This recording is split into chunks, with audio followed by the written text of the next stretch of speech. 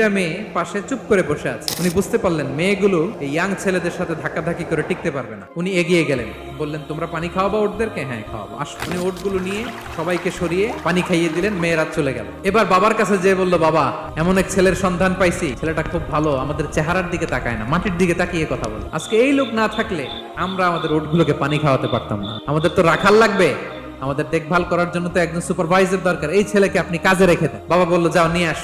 মেয়ে দুজন যে বললো আব্বার কাছে চলেন, আব্বা আপনার কথা বলবে, আপনার সাথে আলাপ করবে। মুসা আলাইহিস সালাম বললেন ঠিক আছে, তোমরা পেছনে পেছনে যাও, আমি তোমাদের আগে আগে যাই। তোমরা আমাকে বলবা যে ডানে না বায়ে না সামনে। মুসা আলাইহিস সালামের নজর যেন তাদের দিকে না পড়ে। মুসা আলাইহিস সালাম বললেন আমি আগে যাই, তোমরা পেছন থেকে বলো ডানে না বায়ে, কোন গলি, কোথায় যাবো। আল্লাহু আকবার। যাওয়ার পরে মুসা আলাইহিস সালামের সততা, এই বিশ্বস্ততা আর স্ট্রেংথ, শক্তি দেখে ওনাকে কাজে রেখে দিলেন মেয়ে দুটার বাবা।